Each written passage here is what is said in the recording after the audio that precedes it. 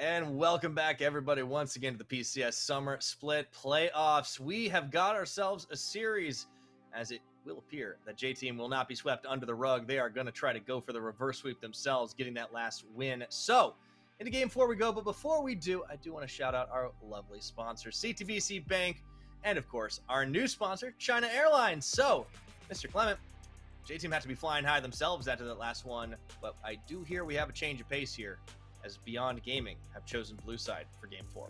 It's going to be the first time that they swap over to the blue side, and I think a number of things are going to change, but some are going to stay the same. The big thing, of course, is I think they're still likely to set up for a Sivir trade. If the Sivir Zeri is on the table, they're very happy to just first pick a Sivir and I'll roll on with it. We have seen how the chase down potential and also the wave clear has been so influential. All three of these games, whoever's gotten Sivir has just straight out won. So I think they're going to keep that portion the same. But the interesting thing is now it gives chance for the other side to actually first pick the counter pick them into the top side. And this is something that I feel like Driver and Rug actually have the ability to do. You know, Lee Kai, even though he had a good stat in the last split, he really hasn't been one of our top 5 top laners at all through a summer split. So it could be a shift in momentum where we see J-Team starting to put a little bit more into their top side than they usually do. Yeah, that's a certain possibility. Now, I do want to pose the question to you. Do they feel that the Sivir itself might be worth a ban? I think it's definitely possible for J-Team to just straight up ban Sivir. I feel like they're very happy. If I'm J-Team, I'm happy playing just the Kalista into anything here. And it looks like Beyond Gaming might be opening up the... okay, they're still going to... They're actually still going to ban themselves. And oh this my is goodness, interesting. all right. Because Waco's only had played one game of the Kalista, but J-Team are still like, well, this is patch 12.14. We can't let Kalista. They are going to ban Sivir. Okay, there we go. So a lot of 80 carries hit. That's 3. They also see a Yuumi ban coming through. The Pantheon banned away by Beyond Gaming, so Kongye will get another crack at that champion. What is the first pick here then? Is it just the Zeri? I think it has to be. I feel like Zeri is just good enough in most instances. Great late game potential. You can play a full rush comp without playing around the Zeri, and that's fine because she can survive on her own. I feel like Aphelios is a lot more situational in that sense, but Beyond Gaming actually going to go for the Vi. This is the champion we're kind of talking about as, you know, probably not as strong as the other two, but that being said, the other two are already out of the in the ban phase. Yeah, so that is, you know, kind of what remains, but is that first pick priority? I think that is a real question to ask. Husha is a big part of the Beyond early game, but we'll have to see. That Zeri gets locked in by a little V. Maybe they complete their bot lane here. Kongye on the Zin's out. Didn't work all that well last time. I feel like J-Team could go for a more late game oriented strategy given this setup. You know, they have the Poppy there, they have the Azir there, and that's still a perfectly fine composition. I mean, early game, yes, it is a little bit more difficult to play through, but overall the comp, you still see it being played across the globe here. But it does look like they want some more early game oomph there. They go for the Zin's out. And for Beyond Gaming, we're thinking about a couple of big picks. I feel like Aphelios has to be just the next on the 80 block. You can't really go into the next rotation without it. And Silas for Minji, pre-standard here as well. All right, this is the Beyond Gaming blue side. J-Team, what's their answer? Were they going to follow through with it? Get Azir coming back for Uniboy certainly could be a possibility.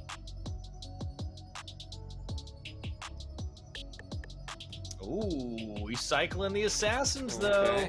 I feel like maybe we get a Uniboy pop-off game. Oh, okay, no, it's Azir. All right, word's the word. I would much rather have the Poppy in this case. if I knew I was gonna go for the Azir. Yeah, I was thinking that as he locked it. Like, wait a minute, his Poppy's up. Why isn't he taking that? Yeah, he does have a 10.7 KDA on the Poppy, and I feel like Poppy actually isn't weak early game at all. Like it's harder to get ganks off on her, but she's not actually that weak early. So I think the Poppy would have fit a little bit better here, but it's still the same idea. You have that great 3-item late game to look forward to on the side of J-Team. While Beyond Gaming, they do have a little bit more dive potential. I like the Tom Kench takeaway so much because you just prevent that Zeri from being able to kite away. Yeah, I think this sets them up pretty nicely, and a fair bit of top lane bans as well. The Gwen continually banned by J-Team, as well as the Camille against Lee Kai that destroyed them in game 1, and the Ornn on the Beyond side. So we will see what the Rock Lee Kai matchup ends up being, but it probably won't happen just yet, unless the Renekton's been let through. That's some early game. Yeah, that would make sure that they have a working front line for most of their Herald and Drake fights. That's why Renekton has risen in priority. The buffs earlier on didn't really matter that much. You got a little bit more out of dominance, but the main thing is because early game objectives have been so hotly contested, Renekton suddenly finds himself back into the meta. Plus, most of the other options have received a round of nerfs, so Renekton not looking so bad by comparison anymore. And for Beyond Gaming, yes, I love this Krakus pick. This is such a fun pickup. If you're going triple dive and you want to kill targets one by one, then Gragas is your go-to answer. You can go in, just blow up the entire composition, allow you to get these easy finds across the Crescent Guard from the Xin Zhao, and just find this area in the mirror.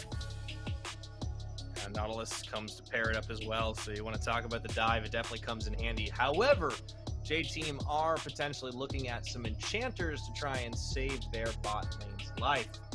Zeri would be one of those. Or excuse me, the Lulu. But the Braum is also a big beefy front line that can body block. I think Lulu has been a lot more popular from what we've seen in 12.14, but I'm still going to go with the Braum instead. I think this one pairs better with a Xin Zhao because Xin Zhao does have that auto attack reset, so it's probably a little bit easier to find those roaming fights. And it also pairs really well with Renekton too, because Renekton does count as a free hit. You can almost get an instant stun onto that one. So there are some really nice mechanics going on here with the Braum that should allow them to find picks quite easily if they just snatch onto anyone early. So I think it does make sense, but you know, it's a little bit less potential in the late game. Yeah, I think there's a fair bit of chase potential coming through for the side of J-Team here in this game. Very different draft, of course, not least because we have the side swap for the first time in 4 games. But just looking at it across the board, I think Beyond Gaming got themselves some comfort, but they were denied a little bit. I like the flipping matchups. This changes priority, especially up top side. How do you think this early game is going to go? Well, looking across the lanes right here, I do think you'll see some more push in on the side of Beyond of JT, excuse me, with the Azir against the Silas matchup. You know, that typically is very Azir favored. You can get the shove in. Renekton as well is going to be stronger than the Gragas. So J-Team do have a solid top side to play around with.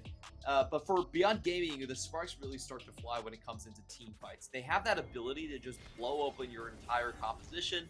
You know, the enemy is trying to play a front to back. You could send it back to the front with the explosive cast and just find your picks that way. So it's a super high ceiling, high execution composition from Beyond Gaming, but it also suits them so nicely. 30 seconds until Yeah, you really can't take much away from them on that one. As we load up onto Summoner's Rift, 4th time tonight, J-Team showed signs of life, got themselves a well-earned W. And into this draft, things have changed just a little bit. Ooh, Lil V playing with the Ghost this time around. He's been playing pretty safely on the Summoners, but now he's going a little bit more aggro. I like that. I'm excited to see Rock turn around onto Lee Kai here and get a matchup favorable to him. He's kind of, first it was Driver, but you know, he's kind of been a little bit of a weak side punching bag for a good chunk of this series. I think he's probably got a little bit of pent-up aggression to let out. And this is one of those matchups where the Renekton can actually go for something like a Blade of the Ruin King and try to go split push if he so chooses to. Ooh, Lee Kai most likely still going to be going for the AP. Gragas in this one, you know, it doesn't really need to be... he could go for a tank boy, but AP Gragas is definitely a lot more common these days.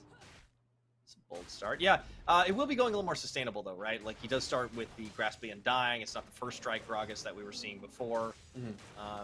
Does want to survive against the Renekton, so I think that's a good call.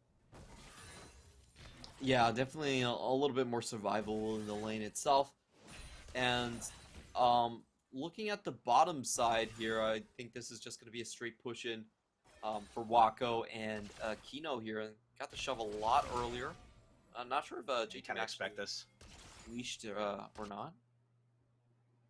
It doesn't look like it. Yeah, it doesn't look like it. Doesn't look like it. Yeah, it's a bit of a slower start for Kongya on that one, which does mean that he's going to have a harder time getting involved. And I think the Xin Zhao still presents a few question marks, right? Like, I need to see it having an impact early on to justify why they would take it over something like the Poppy.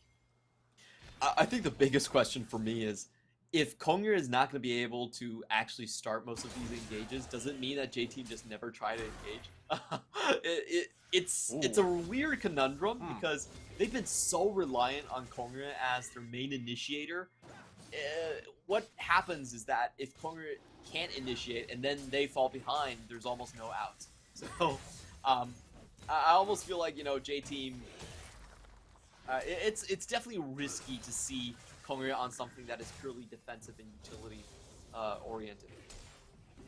Yeah, I mean, the audacious charge is there, but that's about it for trying to go on the offense. Rock, though, is on the offense himself and starting to bully Lee Kai. Had that level advantage up until now and keeping him locked under tower. However, it does open him up to possible counter ganks, but I don't think he's as worried about that with Husha on the Vi. It's a champion that's just not as impactful until level 6. Kongya has a window to act. Yeah, I think both of his solo lanes should be expected to win early. He's going to get the scuttle, see if he wants to poke in here, but since bottom lane is shoved up, he doesn't really have all that much to do. Pretty much knows where the jungler is going to be anyway with the early ward here. And I do want to say, like, it's somewhat possible for Xin to get engages off, but I've only seen, honestly, probably only Karsa has been the one to be able to pull it off consistently with the Xin sec. Usually doesn't happen for everyone else. It's just a straight up disengage option. Yeah, that's true. Not nearly as much, but we will check in with his mid lane because I think this was going to be something we really wanted to focus on a lot as the lane gank is being set up by Kongya up topside. But it's been a quieter lane for the most part in our series. This could change this game around. And ooh, Rock, he's going aggro. Lee Kai, I think his game senses were tingling. He had to know something was happening. Downtown gets a little bit of damage. Rock is turned on here. Lee Kai has actually been able to do a pretty good job at shoving the Croc back. Uh-oh. Kongya's not done. He wants it. Vi's also there, so this shouldn't really amount to much. Yeah, this is it. This is over. And this actually leaves Rock in kind of an awkward situation. Wait a minute. Kongya has to show back up in lane. Husha? We're going to turn into Husha. Oh, that's a great double belly bop right there for Lee Kai, though. Let's see if it's going to be enough. Is Husha forced to flash away? And, man, what a dangerous game of chicken is being played up top. The flash forward. No, they lose out on both. Husha. No. Gets the double. Oh, the stun. Executioner's calling, baby. Oh, that was absolutely huge. What happened right there? And I think what happened was that Husha was actually able to get the Justice Punch through and stun both Kongya and Rock at the same time. So it stopped their damage coming through. That was such a short wind-up. That was such a short. I got to see that replay. Here we go. Okay. So he's getting, like, he has a Vault Breaker on right now, but obviously this is the first one. He goes through. He kind of baits everyone in. It kind of looks bad for Husha here, but Lee Kai gets a wombo combo that sets up this next play. Husha flashes out. It all looks bad. Let's see the windup on this one because somehow Rock and Kongya turn. The flash. No, there we go. Husha. It was the belly bop first into Husha. Yeah. Both of them were able to get their stuns off and prevent the damage from going through. We do have to talk about why that play was so important. Both sides were actually fighting to. One side was trying to reset the wave. The other was trying to just keep it frozen there with Renekton at low HP. So it was a pivotal play that could have easily resulted in a kill if the lane position was preserved there by Beyond Gaming. So you saw J-Team fighting very hard for it. After they lost, they wanted to turn around, get the kill, and make sure that they didn't have to deal with this wave state. Didn't manage to do it, and that's absolutely huge for Husha, who could just be, charging through a much more expensive chain sword, but a very early one nonetheless. Yeah, why not? You got some gold in your pocket, you might as well spend it. This is a good start for the Beyond Gaming side. They get themselves a little bit of a gold lead early on into this game. They have a tempo advantage. Enzo standing. Oh no, he walks forward into Kino and Wako, but actually that's what he wanted. As Lil V was right there to back him up. turning around with a couple of chakrams. Doesn't really matter too much in the end for the trades as the unbreakable wall gets thrown up to dissuade any further push. That's still a good find, though. That was a one summoner for 2 and a flash on Kino's side there. So J-Team with a solid win. Now Husha coming over. That line from Vi proving true. I always get to punch first.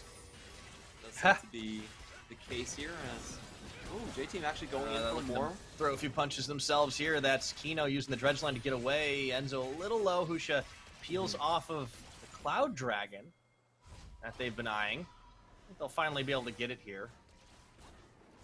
Yeah, we do have the level 6 here on Husha, which means that the turn is a bit more powerful on Beyond Gaming's side. Let's see if they still try to force this one. Yeah, with Uniboy pushback, there's no chance. Yeah, the moment Kongye backed, I think that was the give.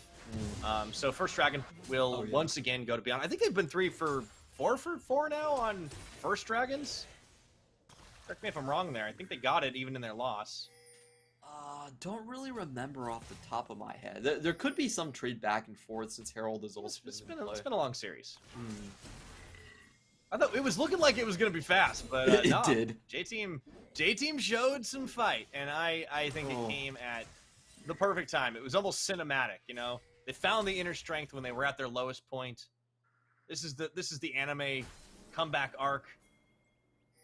So we actually are going to get the full tank. Gragas here, interesting enough. So not looking for the full damage first, just making sure that he can win the lane versus the Renekton.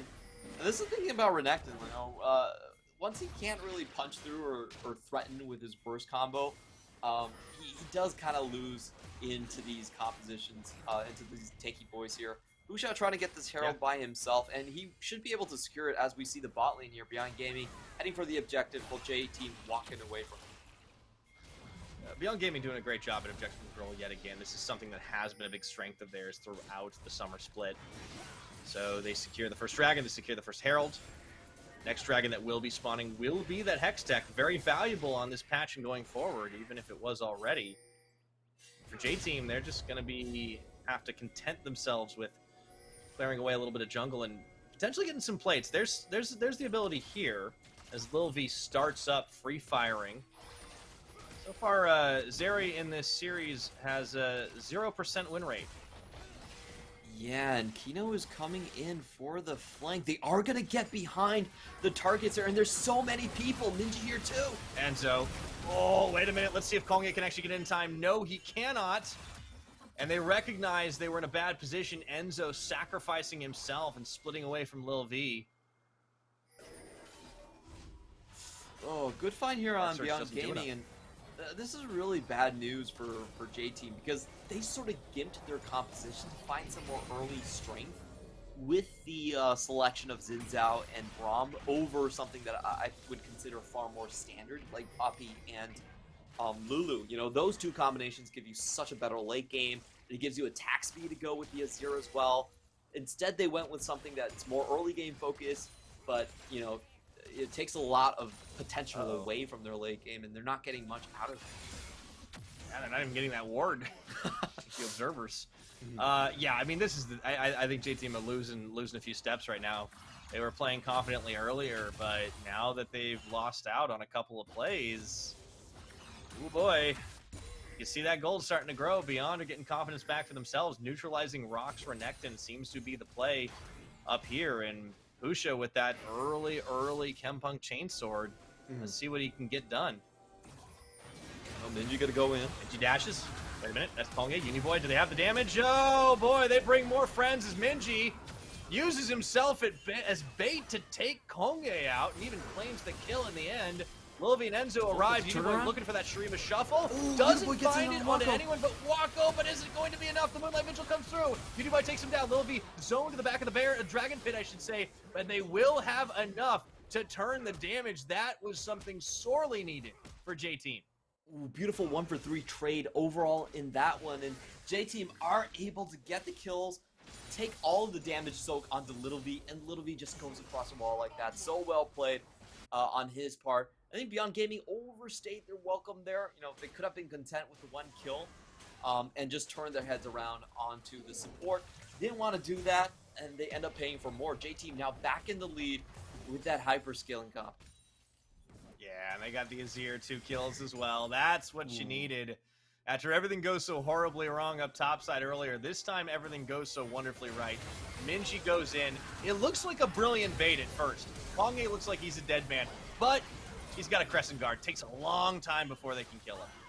Yeah, and you know, I don't know what Kino was doing right there. That was such an overstep. He even saw Little V and Enzo anyway, so I think he just miscalculated on the fight situation. They thought they had one extra member and that was going to be enough, but Little V honestly just plays this so well.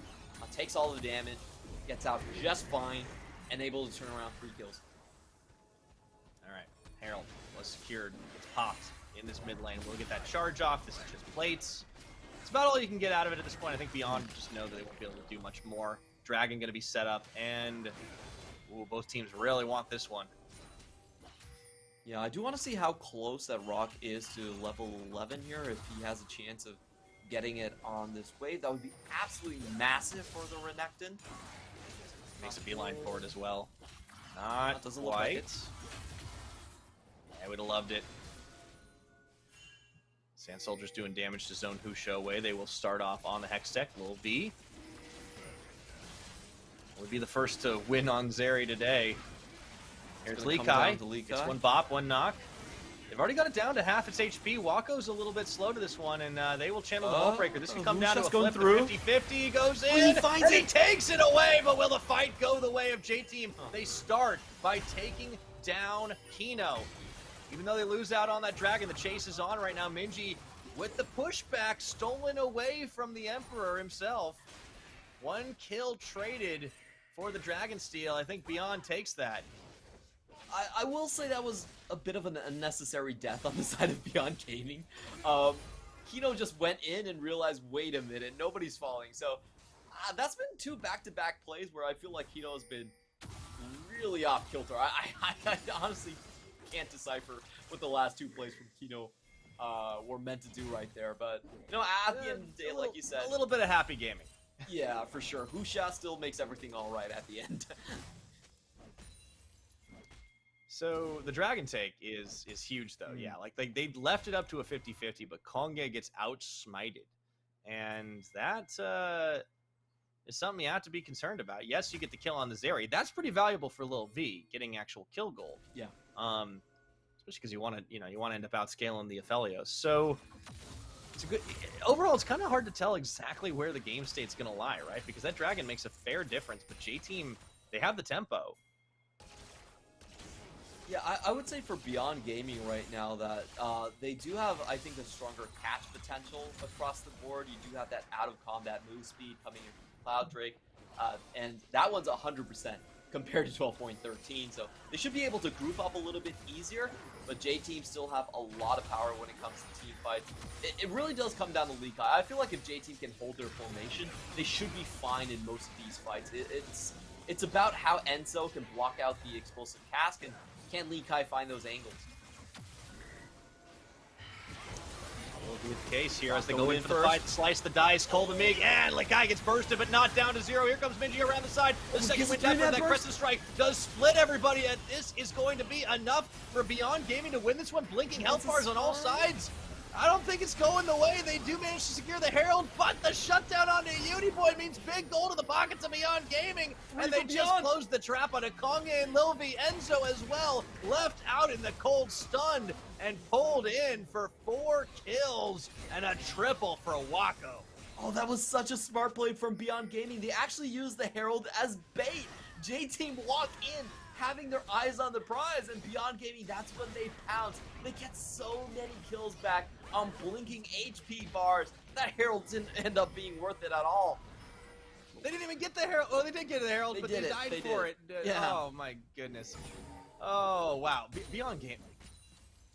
Look, this team is Galaxy Brain, Clement. Yeah, the outsmart here was massive. If you look at this start, Lee Guy was in such a poor position. Was almost down already, and it took Minji to break up the composition. He stole the Crescent Guard! I thought it was the explosive cast, but no, it was actually Minji that did it. And if you look at the HP bars here, there's no way Beyond Gaming should come out ahead this far, but they use it as bait and they just block everyone away. This is what we say. This is what we mean when we say clutch factor. Yep. I hope the Herald was worth it. Didn't even get the tower. Ooh. God, yeah, that's a big swing. Dust is gonna settle, and all of a sudden, Wako is massively accelerated on the Aphelios. Oh boy. Yeah, this is getting really close. I think J-Team still have a fair good chance coming into the late game. In that fight, it really reminded me why the Braum was picked here. It's not just for the auto attack resets. Of course, it's for blocking out the Gragas as well here. If they'd killed Lee Kai, I feel like that makes a massive difference in the fight, beyond back off after that. But they didn't do it. He uses his flash, he gets out by the skin of his teeth, and then he has an impact in the following fight. And this is full tank Gragas. Yeah. You know, he can stay alive for a long time and try to find his way into a perfect position. At some point, you're going to have to drop the door, and that's when they can strike in. I feel like that fight, the biggest thing is definitely Minji finding the flank right there. Breaking up the composition. We were saying, talking about this the entire time. If J-Team hold their formation, Beyond Gaming don't really have that much of a shot. But if they're split off and you can target them behind Braum one by one, then that really opens things up. Yeah, well, we've got the teams positioning around for this dragon. This would be soul point for Beyond Gaming. J-Team do not want to give that one up, but the Vault Breaker is already channeling, and that ward may very well come in clutch, and they'll back away. Beyond are in position, though, to start off on the dragon. J-Team can respond, and they will. Could be down to another dance. This gets procced. Out of the pit it goes. Husha's in the backside. I'm not sure that J-Team should be starting this one. If J-Team started, I feel like it forces them into an engage, and these Drakes are very hard to take down. You know, Beyond Gaming are going to have so much time to find the flank angle.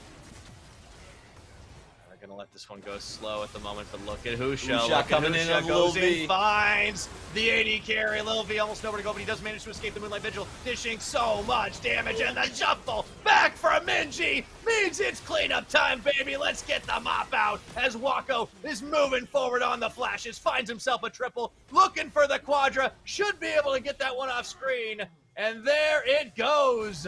Beyond Gaming are in the Spoils Award. Oh, Minji with another great find here. Comes over the wall, gets the Shurima shuffle onto, decimates the front line, and that just opens the floodgates. Again, I don't think J-Team should have started that Drake. The Drakes on 12.14 have a lot of extra HP. They take far more time to kill, and I just don't think that, you know, the position that they put themselves in, where Minji could find the flank across the wall, where Husha was able to start on the AD carry, was a good idea for J-Team. I feel like they had to have more patience and allow Beyond Gaming to be the ones to go on the front foot here. Instead, look at this angle. This was so easy for Husha. He comes in onto the front line. You are all grouped up to that Moonlight Vigil, and then Minji gets the shove before dropping into Zanya's, wasting all that damage and forcing you to stay around to just pick up that one kill. That is the second time that I have seen Minji do a much better ultimate than anything that the his other counterpart could do. Yeah, and it's not even a knock on Uni Boy. It's like Minji's just clutch. Where did this guy where was this in the regular season? And he was trying a collar. Yeah. Oh, okay. Okay, Minji, I got some advice for you. Drop the Akali. Yep. Just play Silas one trick. Exactly. Play Silas. You get to play. Look, you get to use every ultimate eventually. And it's great. That's the thing about Minji, is that he's so good on specific champions. This split, it was Silas to Leah, pretty much. And you know, once postseason comes, if he's able to just play a B plus LeBlanc, B plus Orianna, and win 3-1, 3-1, then that's good enough. You know, he's been one of the most improved players, I think, from regular split to this. Like of these 10 players, he's definitely looked. He's definitely a best far of better 5 than player. I expected. That's what I would call you know it. what? I very much miscalculated that particular variable. coming into this one. Maybe that's what Nightstar was seeing. Maybe this is where the Gigabrain comes in. That being said, J-Team are not done yet. Yeah. They are not letting themselves go quietly into the night, but they need to get something back. They have been losing fights disastrously here, and they are in danger yet again. The Croc gets rocked, and, well, the Barrel's going to knock him back to safety, so that may be the chance for the counter-engage, and that will be all she wrote down there. Baron's still alive, though, still be a threat from Beyond Gaming. Because Beyond Gaming only exhausted their engaged souls, you still have to see Uniboy going back and joining the rest of the team. He doesn't want to give Beyond Gaming an opportunity to just start out here. But I do want to mention the build from Uniboy here. This is pretty much max DPS build. This is not about poke. Oh, yeah. This is just making sure if Beyond Gaming runs in at you and you somehow stay alive, you can clean up very easily. You know, this is sustained build to the maximum. No Luden's Echo. A lot of attack speed coming through here. So Uniboy definitely eyeing on that angle where if he survives the burst, he can just clean up. Yeah, it's pretty disgusting, actually, as long as he keeps himself in this one. I do want to make a mensch for, you know, maybe a Zhonya's. Yeah, he's trying to go for the max damage, but sometimes you need that reset. You need that second one. So we'll see if he ends up building that one afterwards. I mean, he's sitting on the Oblivion Orb right now, which means it should be the Morello's next, I want to say. I don't think he needs to complete it, to be honest. Like, he could kind of just sit on the orb. Yeah, he could sit on it, honestly. And if we look at the side here from Beyond Gaming, I also want to point out some really good itemization. Frozen Heart here is just massive amounts of value, especially when the enemy mage also is banking on attack speed here. So if Leakai can find himself in the front line. Second item collector for the Aphelios. Oh, that's confidence. Waga's like, I got this, guys. Don't worry. I got 7 kills on Aphelios. It's easy. To be fair, he started the game 2-1-3, so I think it's I know, right? a fair one.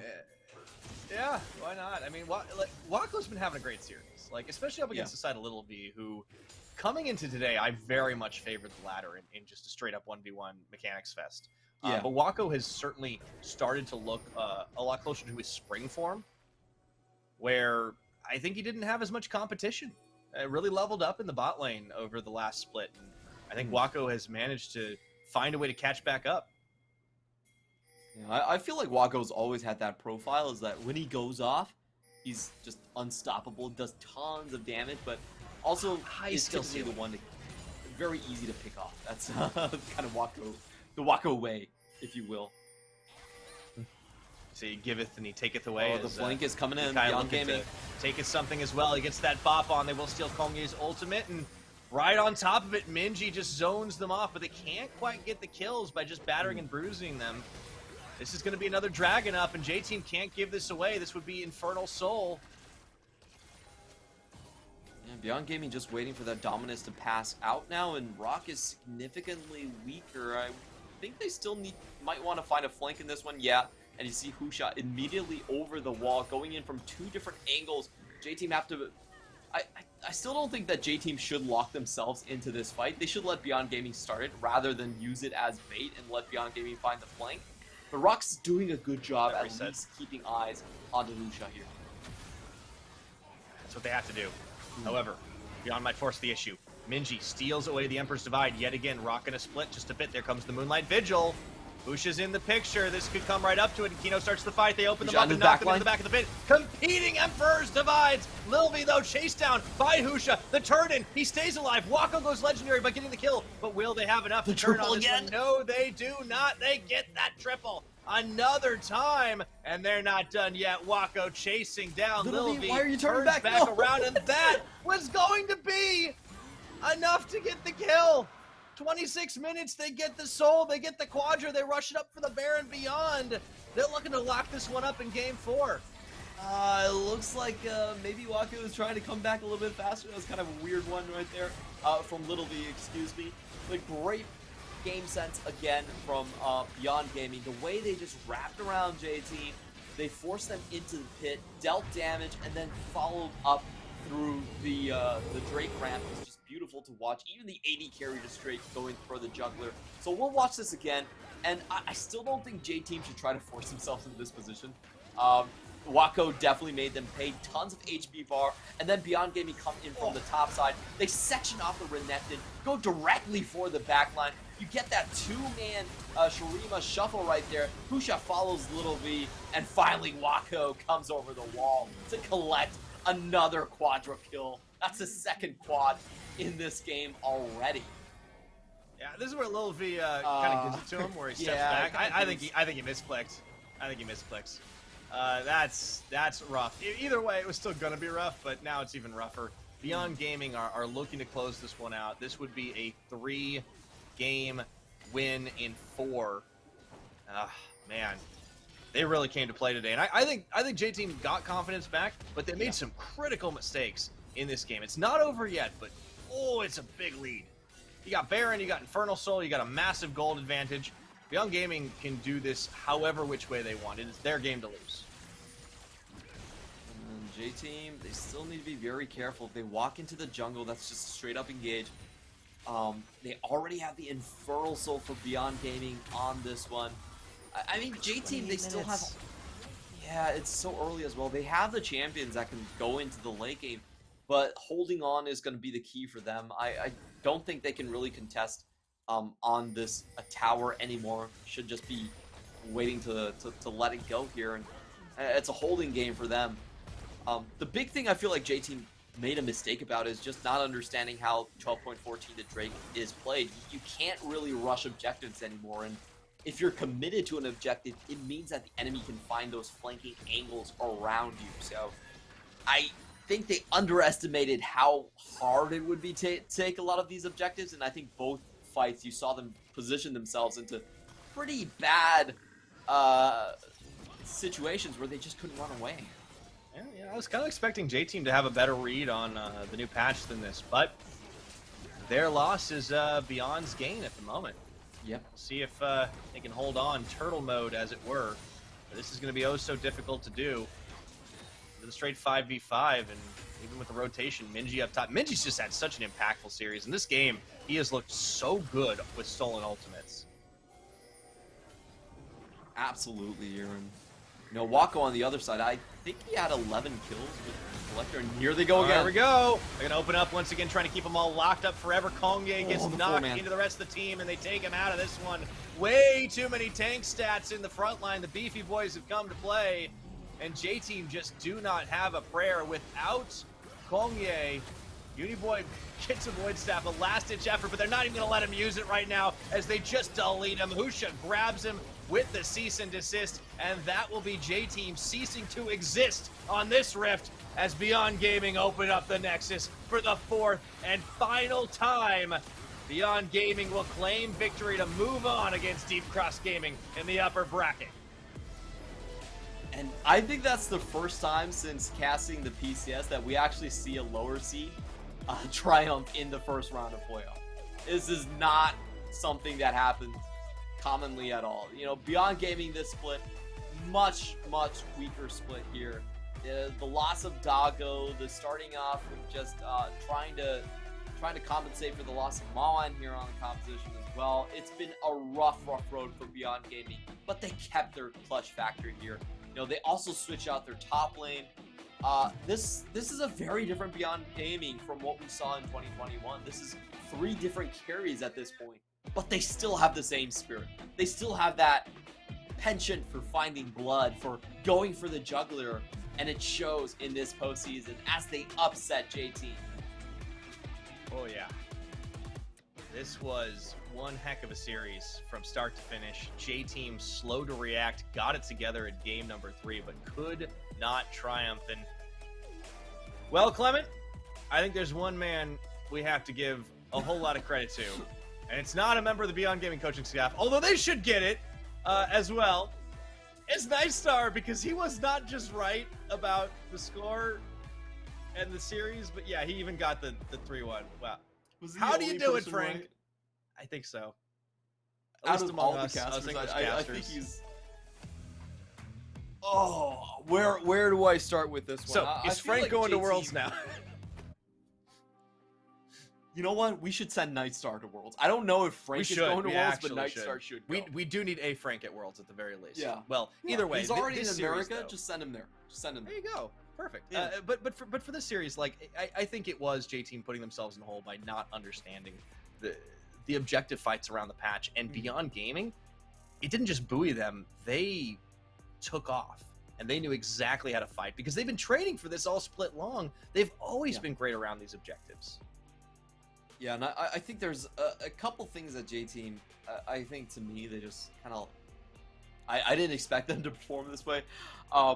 Number one, we never saw a mid-game focused, just two-man mid-jungle game actually work out for them.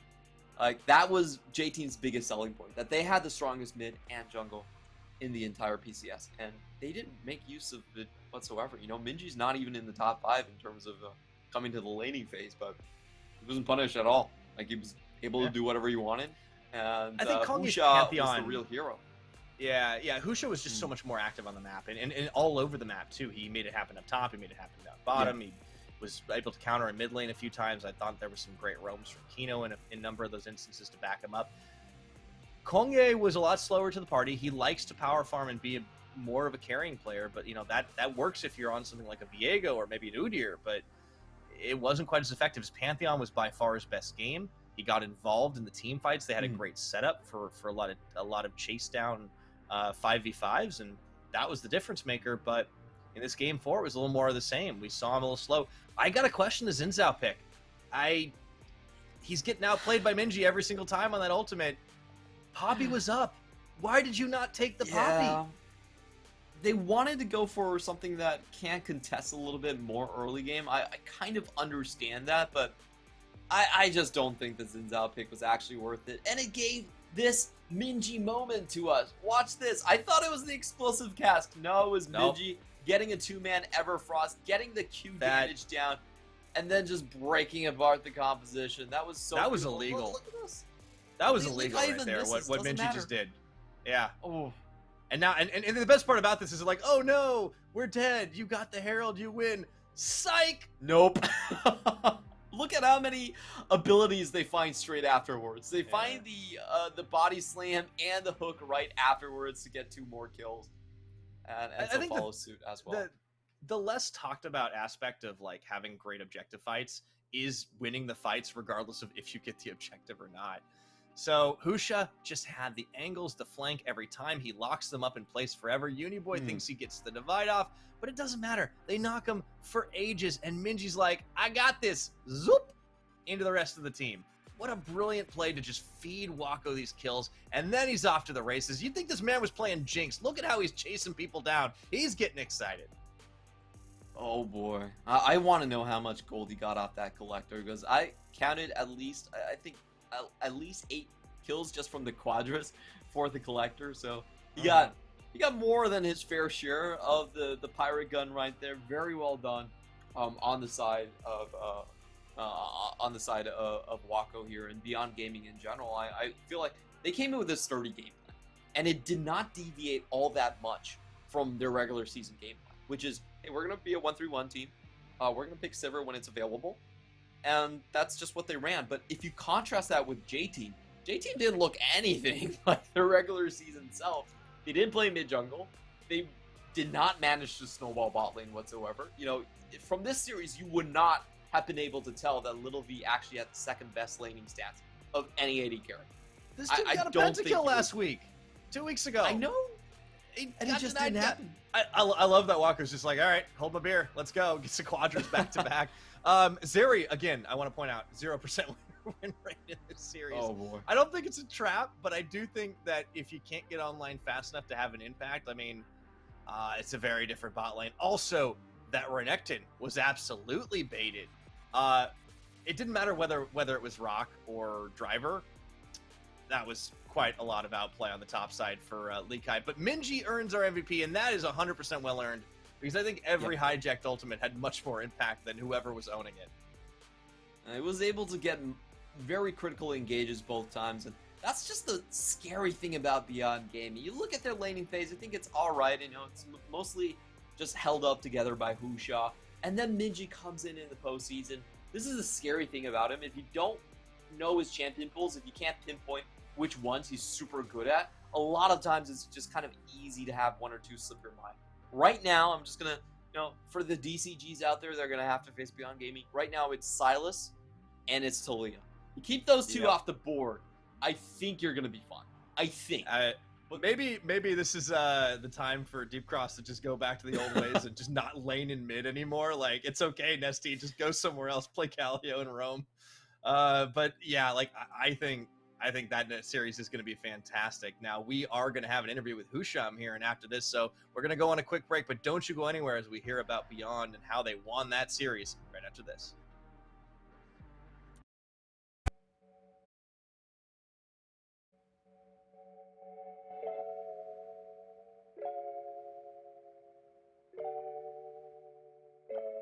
How long can it last, you ask me?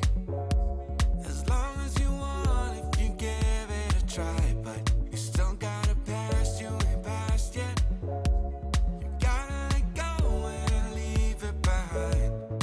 Can you tell me now, baby? You gotta let me know.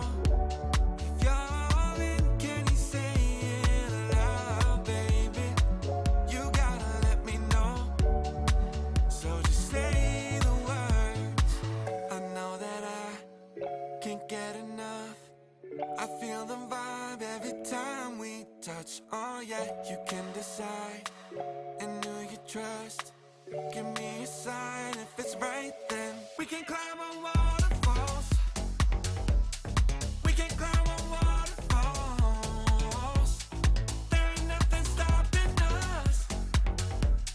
We can climb on waterfalls. We can climb on waterfalls. We can climb on waterfalls. There ain't nothing Hello，欢迎 stopping 来到 us. 赛后采访，我是主持人丽珠。首先恭喜 BYG 战队非常漂亮的拿下季后赛首场BO5的胜利。Hey guys, I'm Ray Drew and welcome to the post-match winner interview. Today we've got BYG's jungler Husha. Can you introduce yourself, please? 那今天邀请到打野位的小恐龙来到采访席，首先跟大家打个招呼吧。大家好，我是 BYG 打野，现在是肥恐龙。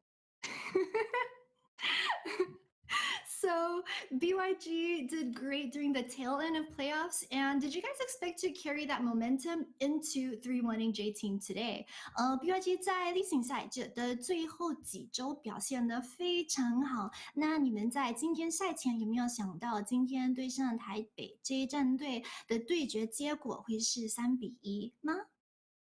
是有想过今天会赢的。我觉得我们实力本来就不会输前段班的任何一队，只是我们最大的敌人是我们自己，我们会送头。那今天刚好大家都比较谨慎、比较稳，所以就很顺利的拿下来了。So he said that actually everyone on the team did think that they had the ability to win J Team today. He says that he believes that the strength of BYG will not lose to any of the top teams in the PCS. And he said that their problem and their biggest enemy is actually themselves. He said that their problem is sometimes that the team tends to give up free kills here and there. And he thinks that today their performance, because everyone wanted to win and everyone played in a very stable fashion, which is how they were able to smoothly get today's victory. So my next question, talking about the BYG Bankai at the end of regular season, is how did the team manage to put everything together and perform so well? Was it some type of changes that you guys made during training, maybe team composition? Was it the patch change, or what reason can you tell us? 那想问就是 BYG 是怎么找到最近这么好的状态呢？是不是在训练或者说阵容上做了一些调整，还是说版本的改变，或者其他某种原因？在上周我们3连胜嘛，然后我们就对自己的信心还增加蛮多的。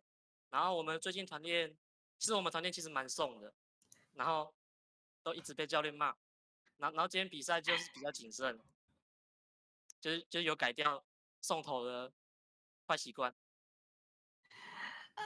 So he said that the fact that they got 3 consecutive wins at the end of the regular season really gave them a confidence boost coming into the playoffs. He said that actually, to be honest, their scrim performance lately has not been the best. It has not been great. They've actually kind of been feeding during their scrims, and because of that, their coach has actually been scolding them and asking them to get it together and just play properly. So he thinks that that was also part of the reason why when they came into today's series, they played it more serious and more stable.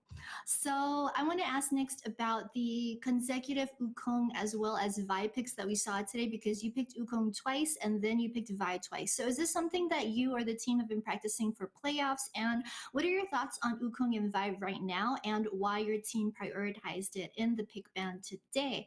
那接下来想问的就是今天连续2次拿下了悟空跟飞埃这2只英雄，是你个人在季后赛特地练习的2只英雄吗？能不能分享一下就你对这2只英雄的看法，以及为什么顺位比较高的原因？首先这两只悟空是我的拿手脚，然后飞埃是我最近季后赛才练的。这两只的优点就是他们前面碰撞就很强了，所以打物件什么的也都蛮轻松的。然后打到后期，他们团战那个大绝也很猛，所以在现在的版本是比较好的选择。So he said that as for Wukong is one of his own personal champions that he's personally very good at. Vi, on the other hand, is a champion that he's actually just been practicing a lot for the playoffs. He thinks that both of these champions, the reason why they're so high prior right now is that they're very good early on in case like of meeting any other jungle champs in the jungle. They're able to fight and duel very well, and also come the late game during the team fights, they also have very strong ultimates, and that's why he thinks that they're both very good to be picked nowadays. The next thing that I want to ask you is that going to a best of 5 format from the regular season best of 1 can be said to be a test of both your mental as well as flexibility in draft. So to a team like BYG, who has in the past been criticized for not having a very deep champion pool, how has the team tried to overcome this in preparation for the playoff long series? 那接下来想问的就是，从例行赛 BO1换成季后赛的 BO5，可以说是蛮大的改变。然后对于 BYG 战队来说，曾经分析师也有提到，就是 BYG 个人的角色池也不太深。那 BO5可以说是对于心态还有角色池的一种考验。那你们是做了什么样的准备，或者说打算在季后赛怎么应付这个弱点呢？其实中路角色池的话，其实我觉得是没有问题的，因为现在的版本角它也都是有机会打，所以这边我们不会很担心。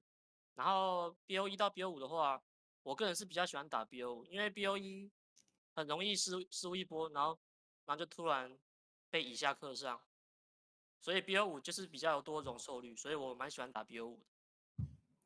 So he said that they're aware of the criticisms. He said as to criticisms about their mid laner Minji's champion pool, he as well as the team are not very worried about that. He thinks that especially on the current meta, he thinks that Minji is able to play a lot of the champions that are good on the current patch. He says about BO1 versus BO5, he said personally he prefers to play in best of 5, like the longer series, because he thinks in best of 1s, it's very easy to have the game be flipped on its head just by one fight or one mistake. He said that he prefers playing best of 5s because there's a greater room for error and there's just more room in case you make those mistakes for you to come back. So the next question I want to ask is that today the caster said that BYG won because it was a combination of your team doing well and then JT underperforming. So what are your thoughts on this? Also, can you rate J Team's performance today? 直播台也有提到，就是今天这场比赛是 BYG 表现的非常好，以及台北这战队没有发挥好实力。对于这个护蛇选手有什么感受呢？我觉得他们今天状态是有点失常吧，他们蛮想在前面找到一些节奏的，但我们防得蛮好的，我觉得他们应该也是蛮慌的，他们应该也是想说，为什么我们突然这么乖都不送，应该跟他们，所以他们自乱阵脚了。So he said that he thinks J Team probably got a bit anxious, and the J Team we're trying to be very proactive in the early game to try to look for opportunities early on. However, Husha thinks that BYG were able to defend against this very well and play very stable. He thinks that that probably caught J Team off guard and on the back foot because he thinks J Team were probably thinking, why are they feeding today? What's going on in the early game? And that probably made J Team even more anxious. So the last question that I have is what expectations do you have about facing DCG next week, especially because you just beat them 2 weeks ago? 那最后一个问题就是对于下周跟 DCG 的对决有什么期待？毕竟 BYG 在例行赛只有1周才刚赢下他们。打 DCG 的话，他们的中是核心嘛，他都会玩一些功能角，然后前期很容易会做到一些事情。那对他们，我们只要注意我们前期防守就好，打得乖一点。那上一季季后赛 BO5 我们打输他们吧，但那一次是我们自己纪律性的问题，就是送掉了。那这一次我们会复仇的。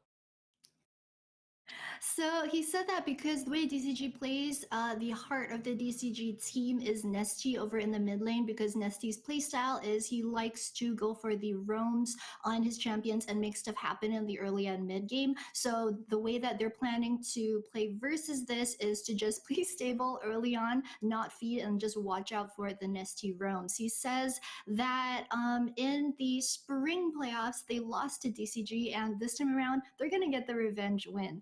All right, thank you so much, Husha, for the interview, and of course, good luck for the rest of playoffs. 好的，那非常感谢Husha选手接受今天的赛后采访，希望 BYG 能在接下来的比赛中也展现出很好的表现。拜拜。谢谢，拜拜。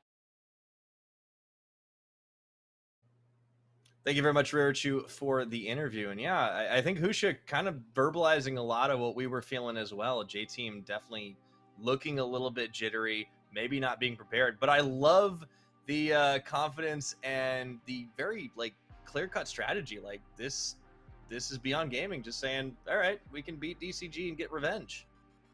Yeah, as long as they don't mess up here and there. And I think DCG definitely are going to look at this series and be a little bit more on edge than they previously were.